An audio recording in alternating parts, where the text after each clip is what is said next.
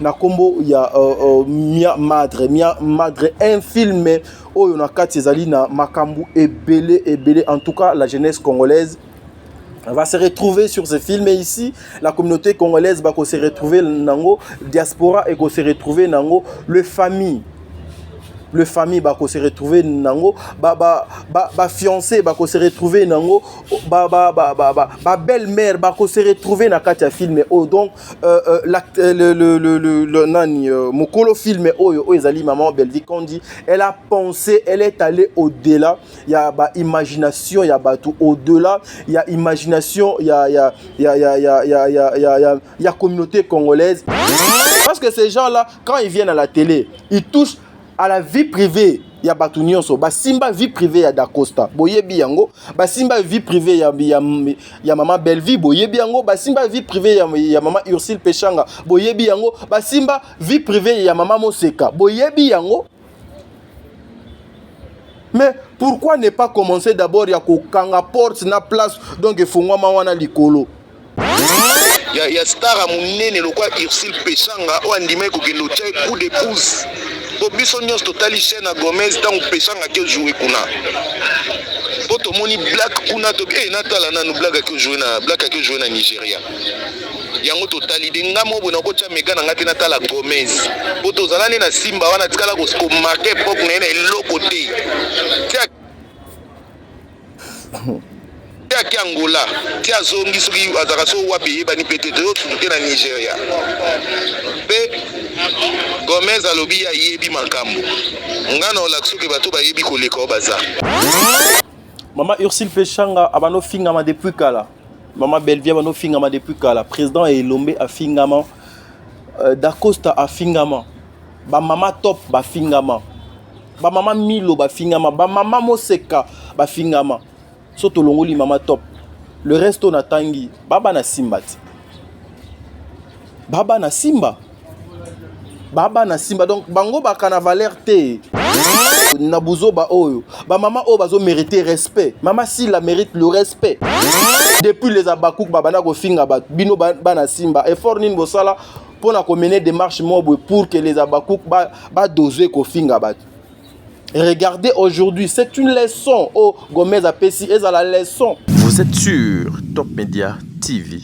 Voilà, mesdames et messieurs, les abonnés de Top Media Télévision, les amoureux à l'émission Oyo, le code de bonne conduite, soyez le bienvenu. Mbote Nabino, moi c'est votre frère Tadi Ngalapa, Devoir et Benginga, Oyzalaka 3 Nabino, de venir vous informer sur la situation Oyo Ezokolekana réseaux sociaux. Ba audio, il y a groupe Simba o ezoko circuler na audio na réseaux sociaux, les audios wana yeko se retrouver na place publique ndenge nini et pourquoi aujourd'hui bana ya groupe Simba ba manifester mécontentement na bango, pourquoi pendant tout ce temps où ba collègues na bango ebele ba fingama ba Josefia bango batikala ko réagir te, pourquoi ba réagir na temps oyo? Est-ce que il y a l'angui suroche obino bato français bolobaka tout au long il y a émission oyo bokoyoka yango, et puis tout au long il y a émission où nous allons parler aussi à film na biso malamu au binonion sobo yebi ke Tadi Ngalapa avec Top Media Mobimba. Nous faisons la promotion, il y a Bellevue télévision Oyo Azoko Sala Moussala Naye Yamalamu. Depuis 2 jours passés déjà, il y a un nouveau film. Après succès, il y a Mon âme n'est pas partie. Jusqu'au jour d'aujourd'hui, beaucoup de personnes Bazoko Senganga, Mon âme n'est pas partie. Beaucoup de personnes Bazoko réclamer, est-ce que Mon âme n'est pas partie, maman Belvi Kondi Ako Salango na ba saison T, parce que pour na bango bamoni lokola makambo mususu donc ezali oyo mama Belvi azali nango na kati ya ba inspiration nango. Je réponds toujours que cela dépend de maman Belvi. Après le succès, il y a Mon âme n'est pas partie. Maman Belvi a memeli biso o bino bozo kotala wana na kombo il y a Mia Madre, un film oyo na kati ezali na makambo ebele. En tout cas, la jeunesse congolaise va se retrouver sur ce film ici. La communauté congolaise va se retrouver nango, diaspora et se retrouver nango, le famille le famille bako se retrouver nango ba fiancé bako se retrouver nango ba belle-mère bako se retrouver na kati ya film oh donc le nani mokolo film oyo ezali maman Belleville Kondi elle a pensé, elle est allée au-delà. Il y a ba imagination, il y a batou au-delà, il y a imagination, il y a communauté congolaise, une façon il y a ko édifier bino, une façon il y a ko conseiller bino, une façon il y a ko memela bino, makambo bino bolingaka mingi mia madre déjà disponible sur Belleville télévision. Mesdames et messieurs, allez suivre ce film. Na vidéo biso tozo sala to la bino ba audio wana ya bana Simba, to la bino réaction ya maman Ursule Péchanga, to la bino makambo nyonso ezokoleka sur la place publique. Mais moi je signale, moi Tadingala j'ai toujours été au milieu du village. Ceux qui pensent que je ne suis pas au milieu du village, les Ali Bandeko Oyo, Babazalaka déjà mal intentionné, o baye bakake R dans aucun côté la émission, ou bien R dans aucun côté la X ou bien Y, fona yo kanakati ya émission na bazo adorer mutumoko boy, bazo chanzo la mutumo boy. Sur cette émission, na adoraka mutute, na chanzo la kamutute, j'ai fait la promotion de tous les artistes et comédiens. Et puis sur cette émission, moi, Tadingalapa, avec ma chaîne Top Media Télévision, c'est ma chaîne. Na s'engagea, moi personnellement, on m'a pas engagé. Na s'engagea de faire la promotion de Bellevue Télévision et puis ses œuvres. Voilà pourquoi na sala kango calmement, je ne ferai jamais une émission sans pour autant na penser na musala ya Bellevue Télévision parce que je suis obligé, je me sens dans cette obligation. Yo sala musala oh yango na sala kayango, mais cela ça veut pas dire que le coup là je fais la promotion de maman Belleville Kondi, nako sala promotion ya Bobo Manokate, nako sala promotion ya maman Kalunga te, nako sala promotion ya président Caleb te, nako sala promotion ya maman Sila te, nako sala promotion ya maman Dinana te ou bien Sarah Massiala te. Non, nous sommes là pour tout le monde, mais au moins nous fustigeons ba comportement ezali ya mabe o ekoki ko causer tort na ba vie privée, na ba avenir sur le plan professionnel ya ba maman na ba papa na biso o bazoko sala musala oyo. En tout cas, bopé sabiso matoi, vous ne serez pas dessus parce que cette émission est kozala remplie des émotions, remplie des sensations et beaucoup de personnes seront choquées. Ceux qui seront choqués c'est ezali batu o bakoya awa pour koluka kozwa eloko o ezalika ya côté moko boye tolobi ya mabe po ye atikala nango. Non, je suis là pour tout le monde. Voilà pourquoi nous sommes la émission on a ndenge esengeli bandeko balandi ya Top Media télévision. Le président Caleb,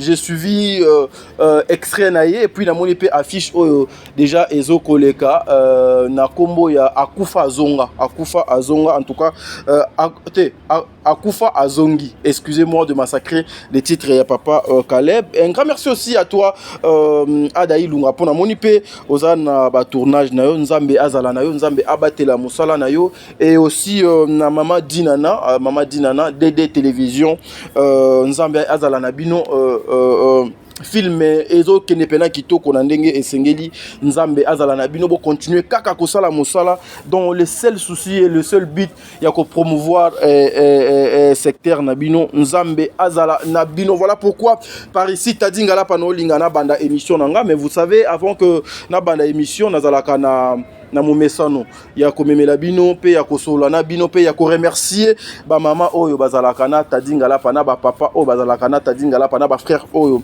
bazalaka na Tadingala pa de près ou de loin, à travers ces prières, à travers ba conseil na bango, à travers ba implication na bango nde biso ba Tadingala pa musala les continuer ko kene na ndenge esengeli. Là je vois ma maman Bijou Ketani, maman Bijou Ketani obonga na papa Jean Pascal Leka, maman Bijou Ketani. Un grand merci à vous, Nzamba Zalanabino, Nzamba Zolokumo, maman.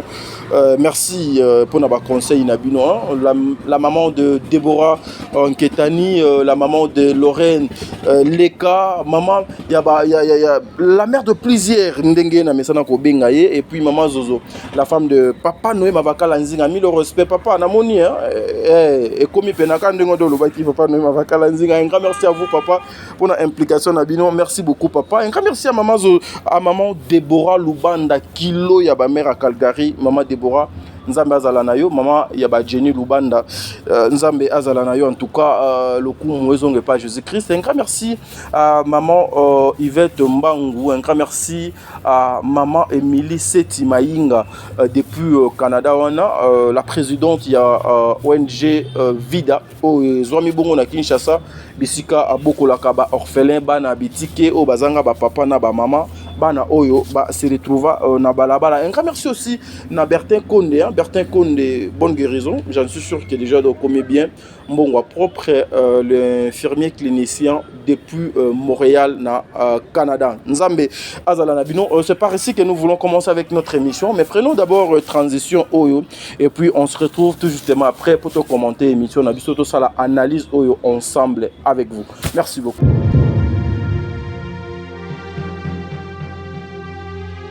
Donc diable télé. Le quoi la télé mais biso pe bana nzambe il faut to télé mama kati na prière. Fierté na nga orgueil na nga ki mo moi so mo poisa. Trouver solution mon téléphone na yo. Trouver solution. O ko ma ba biti. Obini na bona ko chwa to. Hey, botala. Tala. Komi kuna na ndeni. Oyebite, bo to ngenda ndeni.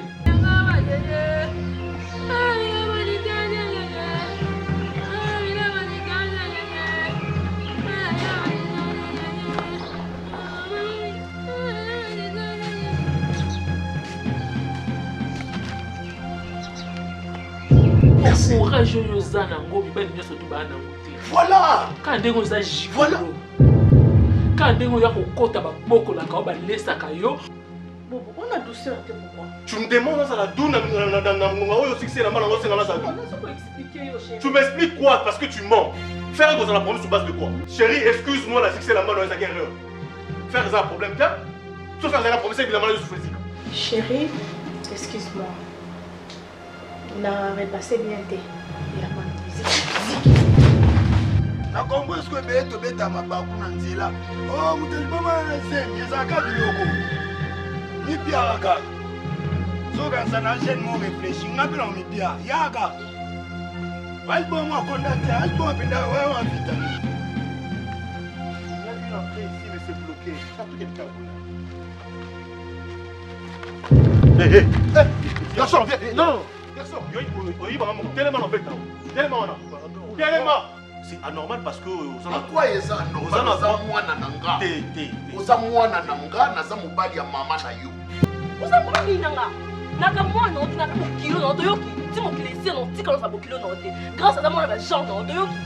Pourquoi pesa nga ba respect parental te o naza na. Naza papa, makango papa ba benga ke kaka mama.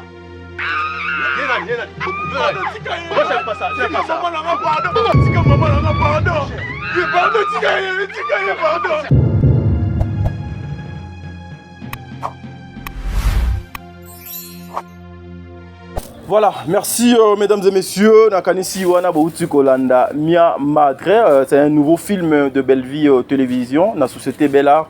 Déjà, tu as commis déjà le deuxième épisode. En tout cas, famille Libota, je vous invite encore une fois d'aller vous abonner massivement, de prendre ces films. Le message est très capital, très important. Na katibo partager en haut. Na sengi na ba Congolais nyonso. En tout cas, toya sima ya film oyo. To luka moyen to ça la promotion film oyo. To luka moyen to partager film oyo. Ekota na ba famille oyo zali na ba problème. Ekota na ba couple oyo zali na ba problème. Ekota na ba ndako ya bateau nyonso peut-être situation oyo ba relater, ba présenter biso et pas ya mukolo film oyo ezali maman Bellevie Kondi emeka ko apporter solution na banda kuna bino emeka kozwa place emeka pe ko apporter en plus na banda kuna bino. Voilà pourquoi je vous invite tous les Congolais et la communauté congolaise diaspora congolaise dispersée à travers le monde. En tout cas, c'est un film ya congolaise écrit par Madame Bellevie Kondi. Bozwa yango bo consommer yango et kozala quelque chose de bien. Bande konanga balandi nyonso ya Top Media Télévision bino baye bolingaka musala na sala ka bino baye bolingaka musala ya bande kona bino ba comédien. C'est ça le seul moyen ou la seule manière ya ko apporter pierre na biso et pas ba maman na biso oyo et pas ba papa na biso o bazo sala musala ya makasi musala pasi musala souffrance musala ya ba sacrifice ezali œuvre ya esprit alors œuvre ya esprit oyo bandeko soki bo consommer yango na ndenge donc esengeli bo partager yango ba famille doit bénéficier, ça sera quelque chose de bien mia madre. C'est comme ça que nous voulons tout le bakamokie, mais tout ça là mosala ebele. Voilà, l'actualité eza ko dominer toujours na réseaux sociaux, vous savez, depuis un certain moment. C'est cette affaire de Gomez, cette affaire il y a internationale, cette affaire il y a maman Ursule Pechanga, cette affaire il y a maman Sila Bissalou, cette affaire il y a les Abakouk. En tout cas, la lire où vont les choses, bandeko, il faut tout le baquet, makambo et comment kenemabe. Ce n'est plus maintenant concurrence loyale, ils allient sur les plans professionnels. Maintenant, et comme ils ont physique, maintenant, et comme ils ont forme, maintenant, et comme ils ont à lire mon sous. Mais moi, votre frère Tadi Ngalapa, qui vous parle là, j'ai fait pas mal des émissions pour demander Nabande Konanga les Abakou. Nabande Konanga, ya soutenaka maman Sila Bissalou. De faire très attention avec les émissions, avec ma sortie médiatique Nabino, avec vos propos, avec Makambo Bino Bosalaka. Parce que lobby, Moutoumoko akoki koya awa et atteindre na vie privée ya maman Sila Bissalou et koki peut détruire Moussala ya maman Sila Bissalou, alors ça ne sera pas bénéfique de sa part. Là, il n'y a personne qui va me contredire. Donc aujourd'hui, tout ce qui se passe dans les réseaux sociaux, na moni fan mon côté oyo, étalé, na moni fan mon côté oyo, manqué respect, na moni fan mon côté oyo, tiens na place ya maman Sila. C'est maman Sila qui est en train de subir les conséquences on a makambo oignon. Mais à cause de vous, les fans oyo, peut-être maman nangai Sila ndenge do azabongo, j'en suis sûr. Que na mutu na ye atikala jamais ko benga mutu, atikala jamais ko tinda mutu, kende ko finga, kende ko loba boy, kende ko sala boy, kende ko commettre ba forfait na kombo ya les Abakou, kende ko dénigrer bande konanga ya ba comédien na kombo ya les Abakou. J'en suis sûr maman tikala ko tinda te, mais il y a des fous joyeux, il y a de benga bango ba fou du roi, ceux qui toquent loin benga ba oyo ba monaka ke non po ba linganga makasi, alors je dois poser des actes, même ces ali ba actes oyo zali ya mabe na belela awa. Beaucoup de personnes ba traitanga na ndenge nyonso, ba benganga mokala Belvi, ba benganga mokala Sarah, ba benganga mokala ya maman Dinana, ba benganga na finga mi na ndenge nyonso. Mais c'est que moi je vous disais aujourd'hui, ndenge bitumba oyo ezu forme, ndenge forme oyo pesi et comme makamwa mabe, comme makamwa somo et comme ko toucher na ba vie privée, alors c'est pas bien. C'est pas bien parce que aujourd'hui, oyo est nécessité makambo oignon so soto zongi tout au début. Batu babanda ki yango eza bino bande konanga ya les Abakouk. Bino bande konanga ya les Abakouk. Bino bande konanga ya les Abakouk, c'est vous qui avez commencé avec cette histoire. Bino batu bobanda ki na yango. Bino batu bobo bandaki yango pour chercher ya ko incriminer bande ko na bino musus pour les insulter, pour na ko bimisa bango ke bazali elo côté, pour na ko bimisa bango ke baza nil ba mona bango elo côté na place ba ke ko sala musala. Or aujourd'hui la place où Gomez est allé, na place où maman Ursule Pechanga qui ezali lokumu ya Congo, ezali lokumu ya ba comédien. Aujourd'hui mi balé na biso bazawana moko musus akoki ko bakama bakomi misatu 4 5 6 et puis ça fait la fierté de notre nation. Mais bo supporter ki yango te bocha ki liboso jalousie, bocha ki liboso motema mabe, liboso bocha ki ketu yango eboti makambo nyonso bande konanga.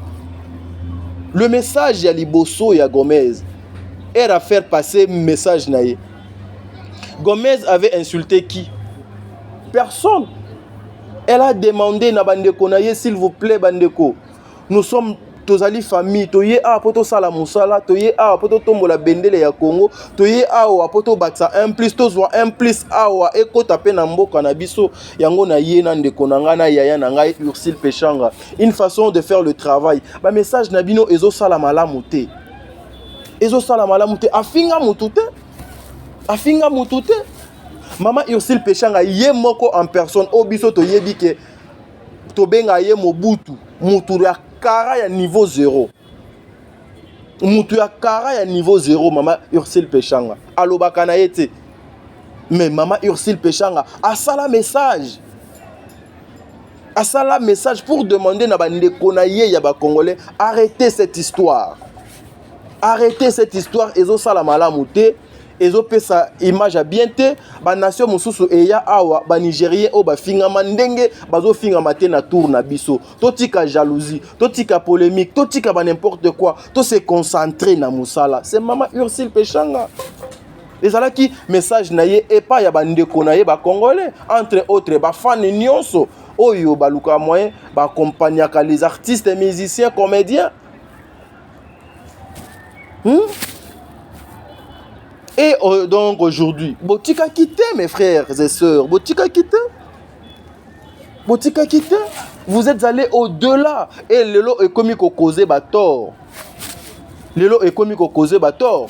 Toyokana ndenge Mama Ursule Pechanga message atindelaka bandeko na ye ya ba comédien avant bazonga Nigeria pour ebota ba problème oyo nyonso. Et puis on se retrouve tout justement après une façon ya koloba ete nous devons faire très attention na makambo nyonso tozoyaka kosala na etandoike parce que télévision ezali mbeli ya mino mibale. Suivons d'abord Mama Ursule Pechanga et puis on se retrouve tout justement après tosali moi commentaire nango poto zwe la bino ba audio oyo ya ba mama ya groupe ya Simba. Mais Walter Toswane Walter azo regretté a translate ba message comme na chaîne ya la petite bêtise quoi. Je vous demande, je vous en supplie d'arrêter les bêtises. Bah qui na maman yo soutien. Tant ba bêtise na Google ba moni niveau ya ki star na nga Congrès du meli bango. Walter a kama Walter non akama ko wana tango avant to yebana. Abi maintenant c'est une star. Monsieur ba tirer attention à Walter na Congo bo tirer attention à Walter parce que ba sangana ba Congolais. Ba to tirer attention ba bubé bo tirer attention na parce que ba sangana ba Congolais. Donc biso to tika ba les on n'a pas besoin de ça. On n'a pas besoin des insultes, on n'a pas besoin de polémiques inutiles parce que ça nous amène à rien du tout. Si vous voyez awa, mon réalité ça awa donc bon on a donc on est là. Pour nous c'est ça na ba et ça ba c'est ça belé. Donc il y aura beaucoup de figures, des Congolais, autoposagés, tout le monde qui a fait quota et côté. Donc la porte est tellement ouverte pour tout le monde. La petite, elle est là pour tout le monde. À la propriété privée dans la arrêter des polémiques inutiles, ça nous amène nulle part. Ils ont avancé dans notre culture. C'est tout un milliers Congolais. Donc voilà. Locaux. Mais il y a personne qui il y a ma vie privée, il y a ma vie privée à sentir qu'il y a la haine dedans, non c'est pas bon. Parce qu'un ango et on tape pas nigérien mais on tape pas congolais. Nakani, si vous avez suivi, c'est Maman Ursule Pechanga qui parlait. Ce n'est pas Gomez qui est en train de parler là. C'est Maman Ursule Pechanga qui parlait. Maman Ursule Pechanga na théâtre à Congo azanani. Maman Ursule Pechanga na théâtre à Congo azanani. Azanani mama oyo. Bazali parmi baye oyo pe bapesi image ya malamu na théâtre, bapesi bato ebele goût ya osala théâtre. Ba apporter pe ebele na théâtre ya mboka na biso ndenge mama si la apporta ebele, ndenge Mama Ursule a apporté ebele, mutunde azolinga a apporté ebele na ba yaya na ye aussi ba apporta ezali Gomez. Une fille au biso fo to pesa e mais forte. Une fille au biso tokozala tokoki kozala na jalousie na motema mabe et pas na yete. Elle a dit ça Mama Ursule Pechanga. Elle a dit ça pour accompagner Makambo Gomez donc alobaki. Donc ce qui veut dire que tout ce que Gomez parlait ezalaki Makambo solo. Ezoko kineko tuta na kati ya personnalité na bango dignité na bango et musala na bango eza na risque. Parce que ceux qui me kozwaka exemple que bazalaki na étape moko ya observation connaissait un peu ya otala bango qu'est-ce que bakomema na Hollywood parce que musala o bake kosala bien que Nigeria bako bénéficier nango mais la communauté o bako consommer ba film wana ata o bazo finga ngo que donc eza ba gag oui ba gag pe même na Hollywood kuna pe na Hollywood pe ba sala ba gag ba film déjà comique ezala nango. mais bateau bako consommer yango makasi ezali c'est la communauté congolaise. Aujourd'hui bateau na bazomona que la communauté congolaise bazo critiquer eloko yango na ndenge ya mabe nanu kutu de bimite bazo critiquer yango na ndenge ya mabe. Résultat nini eloko nini bozo tia na mitu ya bato wana ezali eloko ya malamu te bande konanga, mais pour ne pas ko umela wana parce que déjà si elekaki eboti o il fallait ebota. Maintenant nous allons kokende de l'autre côté. Après makamo nyonso eleki na réseaux sociaux. Après moto oyo ezokopela na réseaux sociaux. Je suis surpris de tomber sur les audios oyo ezoko circuler na réseaux sociaux. Il paraît zali audio il y a groupe Simba. Le groupe Simba. Et puis le groupe Simba, ces audios comme na place publique na moyen nini pe na ndenge nini. Ensemble donc avec vous, Nautique Abinoto découvrir audio comme d'habitude.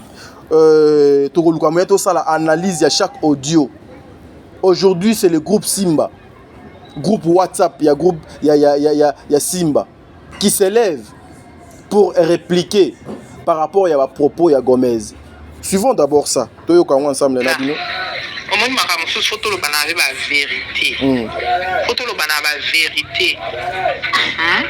Na sisi kutumika mbongo nous na lo bana bien que no aussi ça no kono makambo le bitine so pourtant kana yeki makoma madilu na katana na ebisio makila nzoto tambolo ngati na makona bino pas jusque là na yeba kiti na yeba ke loko ote mais o mabalo bako elekindelo bêtise elekindelo pour président desko aya hotel mela likambo aya hotel mela on a kat a chuchun sluta aya hotel mela on a kat no ya groupe awa pour komela pour bisika za azoyoka et puis ça salara te bato otinde le gobezo ali bomayo Aujourd'hui on appelle le président là qu'on appelle c'est notre papa Elo, mais avec tout le respect que je dois à ses papas.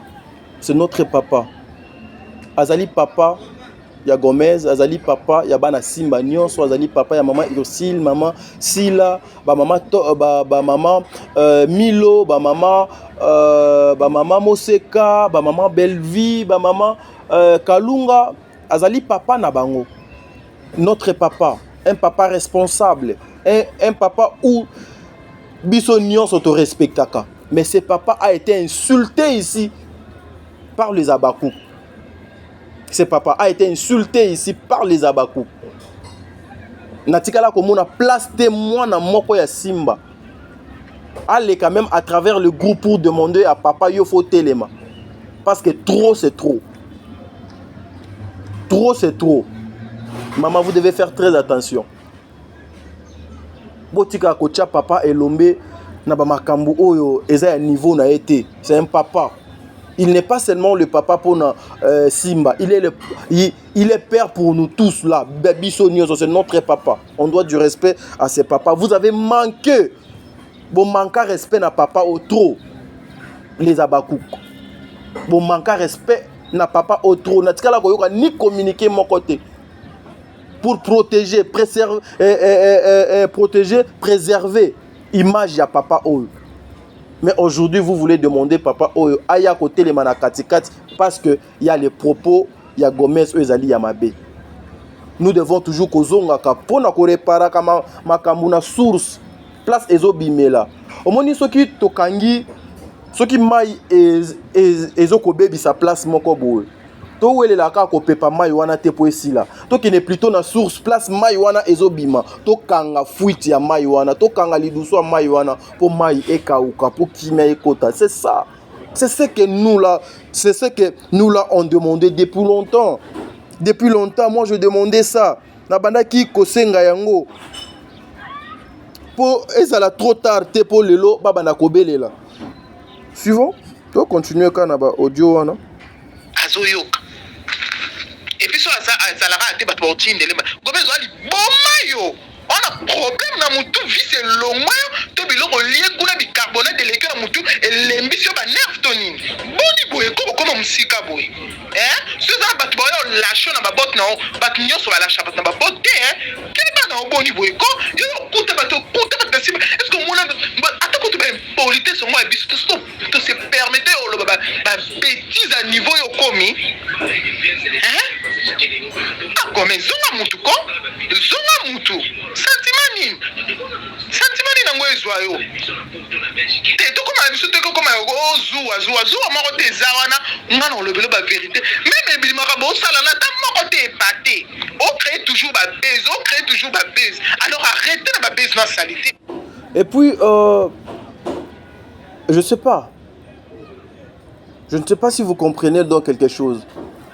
Cette maman aye ko rejoindre kama kambo o bande konanga il y a les abakouk bazo koloba. Qui veut dire quoi? Qu'est-ce que notre maman a dit?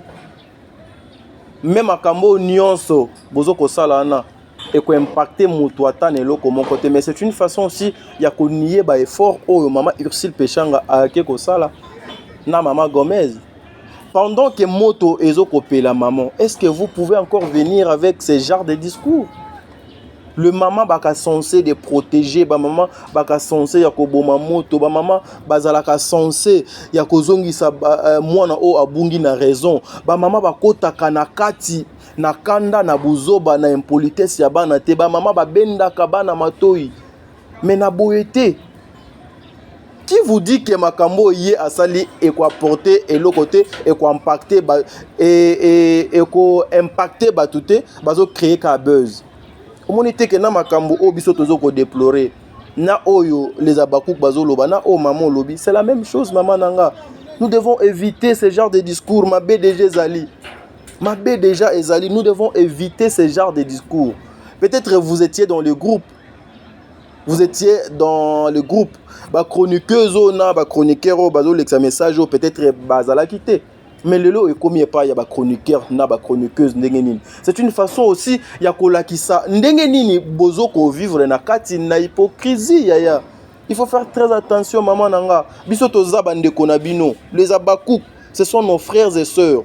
Je l'ai dit na lobango na répétaka. Omoni na kati ya les abakouk, il y a des mamans responsables, il y a des papas responsables. Oh yokutu la majorité balobakate. Ils ne parlent pas. Bayaka kolobate. Ils sont là, bazo sala makamu na bango, bazo soutenir maman sila na ndenge esengeli. Mais la majorité wana oyo ezoko primé sur minorité ya batu oyo bazali na conscience na kibomutu nde ezoko fingisa maman si la bisalu aujourd'hui nde ezoko salise makambo nyonso parce que même bino obozo déclarer lelo même audio maman atindi audio na yebi ekutute na lokoti peka ko audio ka na place publique effort nini esi bo sala depuis babanda ko finga batu awa bino nyonso ba comédien nyonso boyebi ke les abakouk bazo semer trouble. Bossala déjà effort nini. Bossala déjà effort nini. Sala na ta moko te épaté. On crée toujours ba base. Alors arrêtez na ba base na salité oh. Créer ba base na auto boy te se pelo ba flair que de liboso mais ko kota te. Ko kota d'ici ko lingo ba no kota te un terrain très glissant. Terrain trop glissant, terrain nini. Et vous allez comprendre que Makambo, il y a des choses graves. Lorsqu'on parle de terrain trop glissant, ça dit beaucoup kokota kuna te. Akoti kuna wapi. Est-ce que vous savez que depuis de quoi moi si abano kende ba Nigeria na makele les moko tikalo sale maboité. C'est maintenant que les Congolais et d'autres comédiens au bazalaka informés la situation tende ba komi kozala informés. C'est juste la présence de maman Ursule Pechanga qui a créé tout ça. Aujourd'hui, s'il y a quelqu'un qui a créé Gomez, problème au nyonso, c'est la présence de maman Ursule Pechanga. Pourquoi la présence de maman Ursule Pechanga est créé problème? Pourquoi est comme un sujet à moquerie? Pourquoi est comme un sujet à insulte? Non, c'est pas bien. Nous sommes tous papa moko, maman moko, nous sommes des Congolais, nous avons le sang congolais. Tozali bande kwa mibali na ya basi. Ezali une façon ya kozwa parti ya mutute, ya ko protéger parti ya mutute. Ya kozwa part ya mutu moko boyete. Mais vous allez aussi trop loin yaya, trop loin. Terrain nini glissant. Ah, terrain glissant. Lelo batu bakomi ko lukaka ba glisser na terrain ngo. Ba message oyo, eza ba message obiso to lukaka depuis kala. que bino bana simba bo telema par rapport à ba bêtises onyo so do le kaka chez les abakou bo sala ka ngote le commis problème à terrain glissant to ki malembe moni boyko oh on est dans le bon manaka entre biso be nakata ni kitoko te oh on est bon Gomez on a problème na mutu to ligne on vous soba bo salité oh keba na yo hein na ko fingo même hein imbécile. Voilà, vous avez contribué, non, maman? Vous avez contribué aussi, Ezali, injure publique, maman. Vous avez contribué. Est-ce que vous aidez maman Sila? Est-ce que vous aidez Mabé et Souka? Est-ce que vous aidez ya ko arrêter hémorragie oyo? Et puis yo mo lobi na ko finga yo. Imbécile. Vous avez insulté maman. On ne peut jamais combattre les antivaleurs quand il y a antivaleurs. Non. Il faut sortir na kati ya ba antivaleurs. Obimi na kati ya ba antivaleurs. Ndo komi ko combattre ba antivaleurs wana. Mais quand vous insultez maman, na o Gomez a sali, na o yo sali, eloko mokoti. Bino nyonso bo fingiti. Bino nyonso bo fingi. Or, vous êtes de maman. Vous êtes de maman, tous on a besoin de participation, na bino implication na bino. Ceux qui bino bo telemi, bo lobby NON, makambo yo eko changer. Mais par rapport il y a les dernières informations que nous avons. Par rapport à la situation à terrain glissant et patati patata par rapport à la situation à maman Ursule Péchang na maman aussi là. Je ne sais pas ce qui pèse makambo solo, ce qui pèse ali ba rumeur. Mais nous apprenons que il y a de mamans, il y a groupe Simba, ba maman, il y a groupe Simba, une partie, il y a ba maman, il y a groupe Simba. Ba sala réunion, makambo yo et bandiko banda. Il y a maman Sila, na maman Ursule. Ba sala réunion, ba solo la na bandeko na bango ya basimi bale. Ba bengisa maman Sila na maman Ursule. Ba maman wana ya Simba, c'est que je dis peut-être egoza même ata na maman moko ako reconnaître ngo. Ba yebi résultat nini et pesa ya réunion wana ezala na entre les deux maman Sila na maman Ursule ezala na moko aya teti lelo pe atikala ko benga te même pour à s'excuser parce que ba maman ba monaki mabe ba monete oh mabe ezaba o bandeko na biso mibale ba welela nini ba swana nini confusion et kota kati na bango pourquoi to fandisa bango to sangisa bango to solola na bango to loba non NON babiloko yo ezala te biso tozali famille. Mais nous apprenons entre parenthèses nous apprenons que entre maman Sila na maman Ursule moko ayate mais moko a se présenta ti lelo a benga pété à s'excuser. Et vous les mamans de Simba boyebi yango mais lelo lorsque vous sortez comme ça pour insulter aussi participer na obiso tozo ko déplorer kezali mabe ezali eloko ya malamu te. Moi votre frère je viens lorsqu'on insulte une mère, lorsqu'on touche à la personnalité d'une maman nayaka pour dire non et makambo nyonso ezo le kalelo maman nga mwana na yo na loba na yebite comme maman atindi audio sonani nga mwana na bino na loba ngo ebele. Arrêtons l'hémorragie pour lobby et à la pureté. To continue kolanda yango. Ba maman vraiment ba olimbi sangai. To tshela bino audio mosus. Simba bien fait grâce na télémi na Zuma. Voilà. Ah bonjour. Maintenant celui-ci je signale que c'est l'audio il y a Ndekonanga Jérémy yende na reconnaître qui est na voix Ndekonanga Jérémy. Bonjour la grande famille Simba, bien fait grâce na télémi na Zuma Kasi. Na équipe ko ka ba audio ya bandeko belé na kati biso toza bana ya notre père, bana papa Elombe Faustin Soukari. Yasmine Lokwa na landa vraiment intervention na lala no pongi. Lokwa na komi bien boyé. Il faut boyebisa bato pe Gomez aza nani. Otamola na kombo ya papa, otamola na kombo ya Simba et à se permettre que le baba bêtise ou alobia na kombo ya Bekam. donc nde nakomi bien boye en tout cas nasengi bakonzi nyonso baza a bolimbisi nasengi bakonzi nyonso baza na kati ya bolimbisi baya luka baya lule badekor ilonga bakonzi nyonso oyo baza awa nasengi bango bolimbisi na suite ya émission oyo bakoyoka mpona Gomez parce que Gomez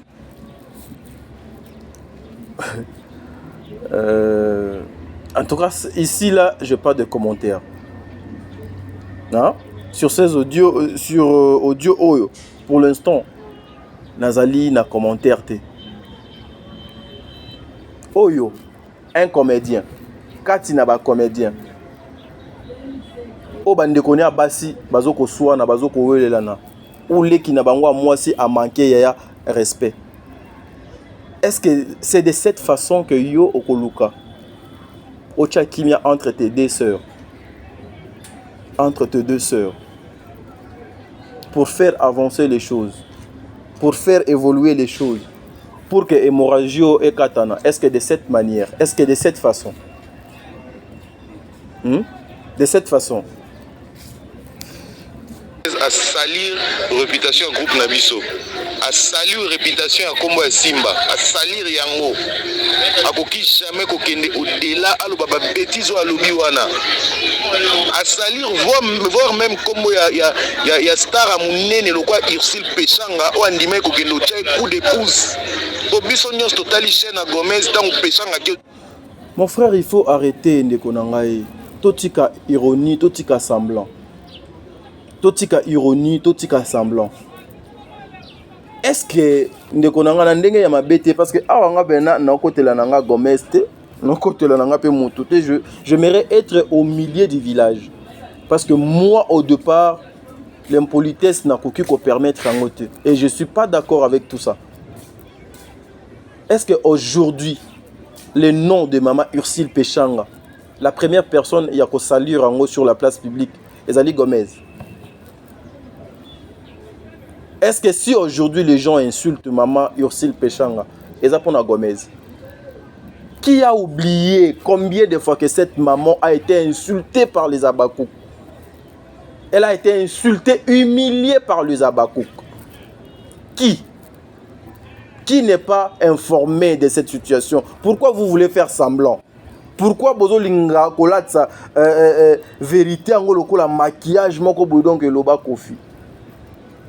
Je donne raison à Maman Sila, loba pena ke na théâtre ba hypocrite baza. Je donne raison à Maman Sila. Na pessier raison. Ce que vous faites c'est l'hypocrisie.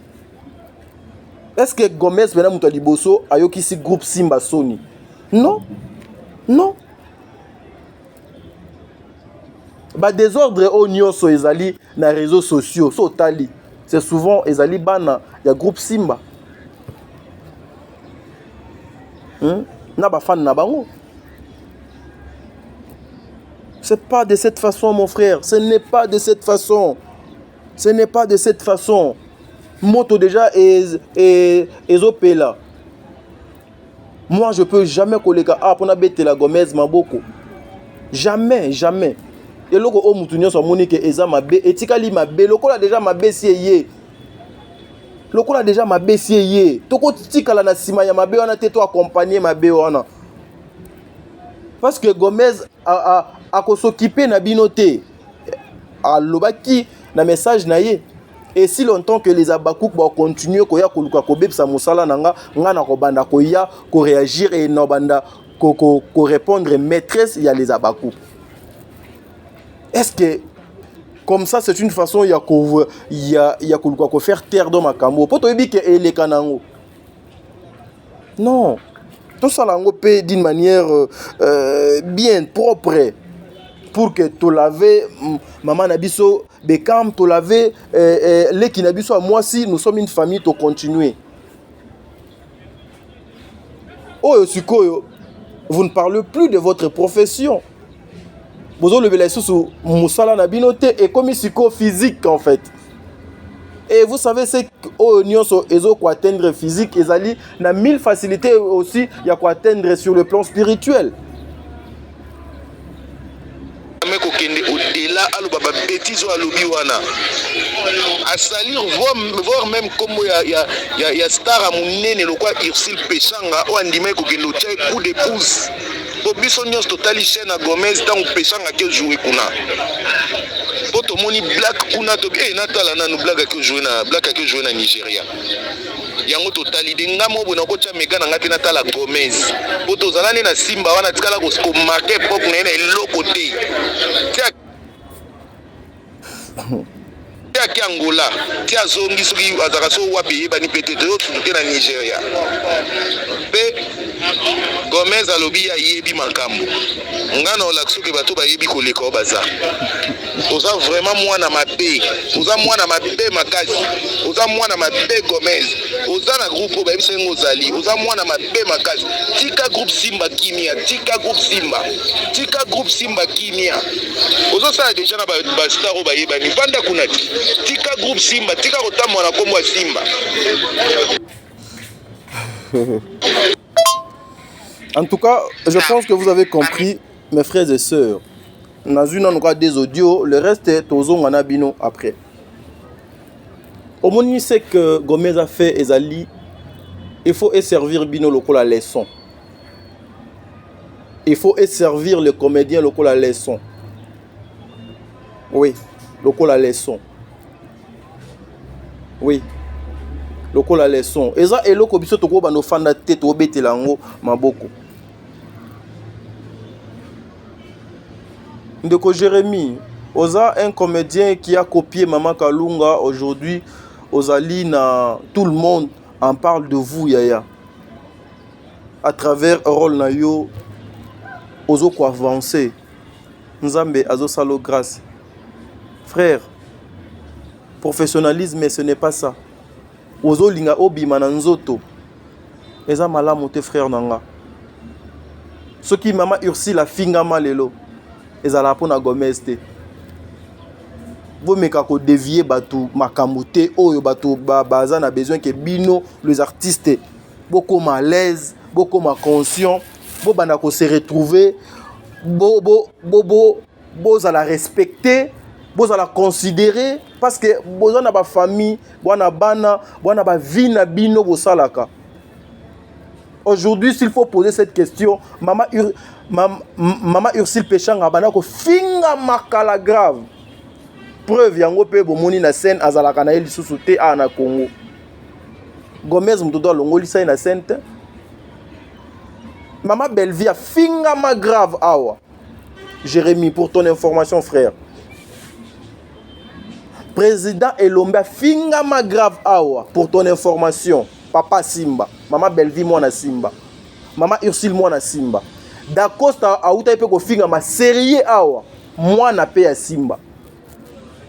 Je vis aucune fois, aucun jour. Vous là, bois censé ya koya pour éduquer. Bon ça la même à communiquer moko pour dire Mama Bekam makambo batu bazo koloba bato bazo loba na kombo na yo bazo loba makambo ya malamu te ezo ko toucher na ba personnalité na biso. Est-ce que okoki ko faire taire bato wana te? Aucun jour. Je dis aucun jour. Aucun jour. Na mona penna boye bolobi non. Nous devons faire un effort pour arrêter ce genre de choses. Botikalo sala ngote ya. Mai ese sopani nde toza awa mai eza ko sopana bande konanga. Mai esi esopani moyen ya kolokotango ezate. Toko fragiliser lisusu te ba relation oyo te toko luka susu ko kende gauche à droite te to la ki sa place au uta place au kenda parce que toute personne mwana nyonso aleka na Simba azali mwana ya Simba ata aleka pour 48 heures et si longtemps que akota Simba za mwana ya Simba il a le droit ndenge mwana nyonso azali na droit na ye na kati ndako. Voilà, c'est ce que moi je disais bande konanga. Mama Ursule Pechanga abano fingama depuis kala. Mama Bellevie abano fingama depuis kala. Président Elombe a fingama Dacosta a fingama. Ba mama top ba fingama. Ba mama Milo ba fingama. Ba mama Moseka ba fingama. Soto longoli mama top. Le reste on atangi baba na Simba. Baba na Simba. baba na simba donc bango bakana valeur te bango bazo mériter respect te bango bazo mériter considération te. Frère nanga ndeko nanga, c'est bien de venir aujourd'hui pour na koluka kozwa part ya maman nanga na kana respect belé pa na ye na zaka na bestime belé donc pa na ye maman si là. C'est bien de venir prendre sa part. Mais aussi avant oya kozwa part na ye mitala pe nanu yo moko na onga nazo linga na sala. Est-ce que vous avez que tout ce que vous faites et ce qui n'est pas dans ma cambo, maman Ursule Péchanga dans le bas qui y a jalousie na qui monte à ma baie. Non, si tu veux poser des actes, kolinga ko brade ko tia kombo ya maman Ursule Péchanga na premier planté. Na premier planté. Parce que maman wana tinda fandi wana ayebi bino très bien. Ayebi bande koné nyonso ne ba fonctionnaka. Ce n'est pas bien. Communiquer nini bino sur effort nini bino sur bosala. Depuis les abakouk babana ko finga bat bino bana simba effort nini bosala pour na mener des marches mobo pour que les abakouk ba doser ko finga bat. Regardez aujourd'hui, c'est une leçon au Gomez à Pessi et à la leçon. Les gens peuvent multiplier des émissions, les gens peuvent faire des émissions. Il y a Marc Nyonso, mais Gomez a salika eloko moko. Regarde batu Nyonso ndenge nini mi tout ya bato comme betana tout ba émission et zo salema de gauche à droite. Et zo bénéficier na nani. Batu oyo bayaka ko finga na ba plateau na bango ba fandi bazo ko finga batu boyebi bango boyebi ba chaîne na bango démarche nini bino si bosala si bo mena. Biso on a besoin que la communauté ba longwana nous na ba bêtise oyo na buzo ba oyo ba maman o bazo mériter respect maman si la mérite le respect mais ba bazo kitisa maman si la eza bato oyo ba soutenir kae je le dis na lobakango mettre fois depuis na banda lit oti lelo na continuer nango j'ai pas de problème avec maman si la mais bato oyo ba yaka ko soutenir maman si la ce sont ceux là ne bazo linga ko clouer maman.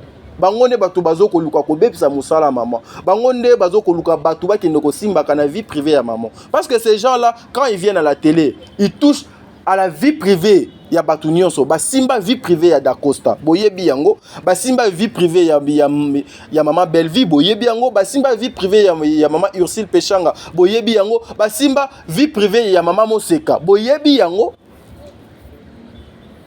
Mais pourquoi ne pas commencer d'abord ya ko kanga porte na place donc il faut ngoma wana likolo et puis bozo kita malembe.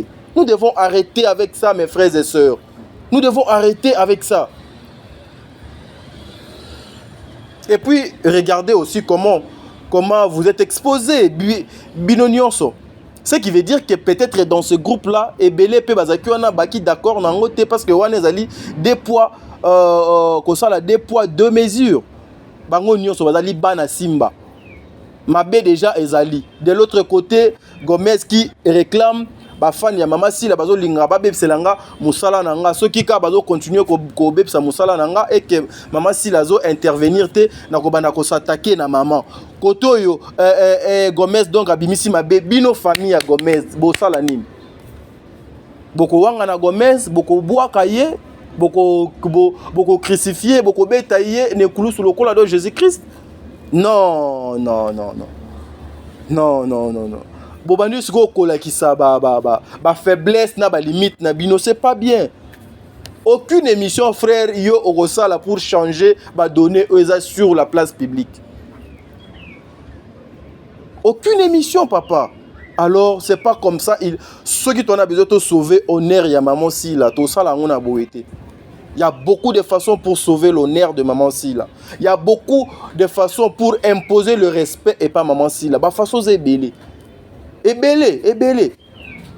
Alors mettez papa Lombe Mopanzi Yamakambo parce que yé mo kaza victime et pas ya les abakouk.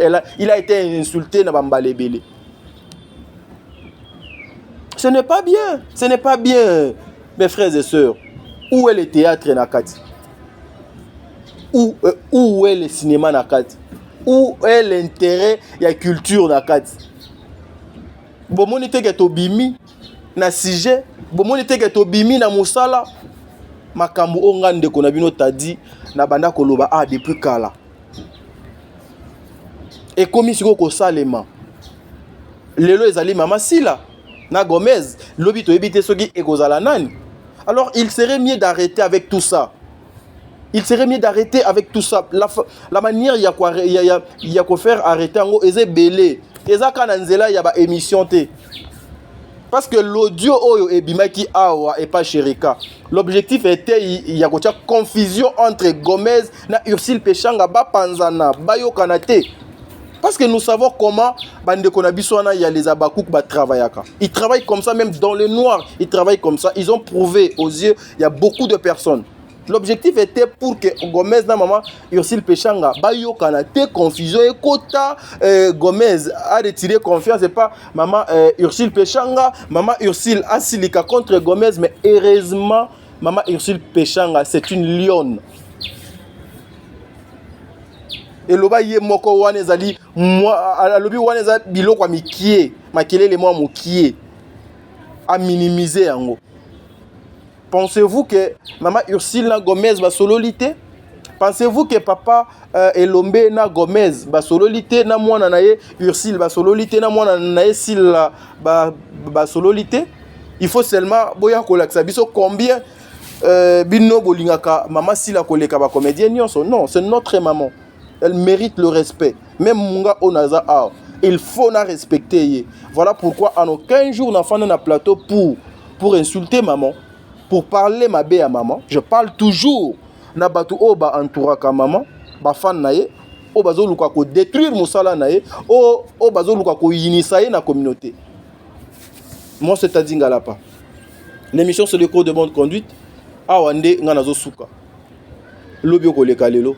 Ce que Jésus-Christ a été au Koutana Nabino. Pour tout ça, l'analyse Moussous, Namakamuso Asika. Merci beaucoup. Famille Libota, abonnez-vous massivement à Belle-Vie Télévision.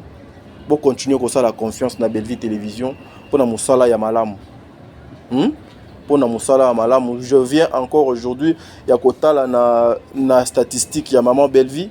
Il y a un mois passé, j'avais consulté Azalaki na 120 millions. 120 millions de vues.